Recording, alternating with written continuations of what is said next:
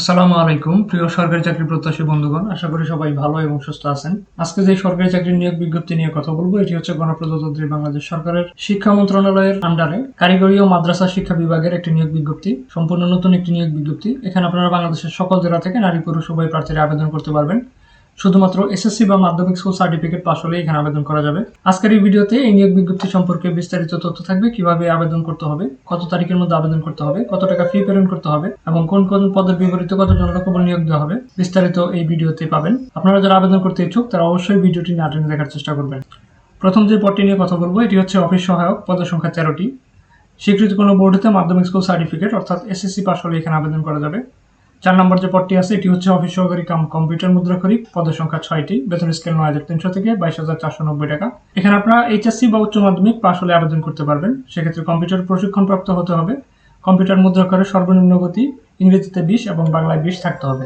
আর আপনারা যারা সরকারি চাকরিতে আবেদন করতে ইচ্ছুক তারা চাইলে আমাদের মাধ্যমে যে কোনো সরকারি চাকরিতে আবেদন করতে পারেন। সেক্ষেত্রে এই স্ক্রিনে দেওয়া হোয়াটসঅ্যাপ নাম্বারে মেসেজ করবেন। এছাড়া যারা সরকারি চাকরির প্রস্তুতির জন্য পিডিএফ সাজেশন বা বই সংগ্রহ করতে চান তারাও এই হোয়াটসঅ্যাপ নাম্বারে মেসেজ করে জানাতে পারেন। ক্যাশিয়ার পদের সংখ্যা 1টি, বেতন স্কেল 10,200 থেকে 24,680। কোনো স্বীকৃত বিশ্ববিদ্যালয় থেকে বাণিজ্য বিভাগে স্নাতক ডিগ্রি থাকতে হবে এবং কম্পিউটার দক্ষতা থাকতে হবে।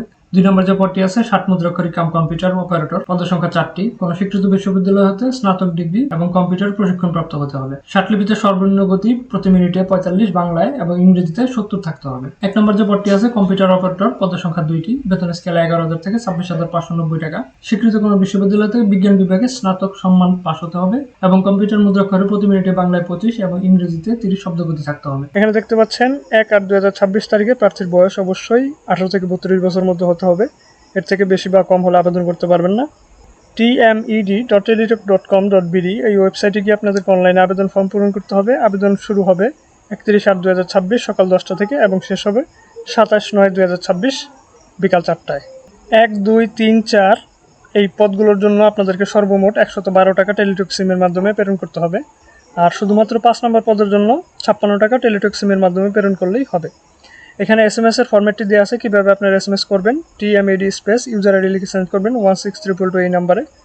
এরপর হচ্ছে তারা আপনাদেরকে একটি ফিরতি এসএমএস একটি পিনকোড দেবে। সেই পিনকোডটি পাওয়ার পরে আপনাদেরকে আরও একটি এসএমএস করতে হবে। TMAD স্পেস ইএস স্পেস পিনকোডটি লিখে সেন্ড করবেন 16322 নাম্বারে।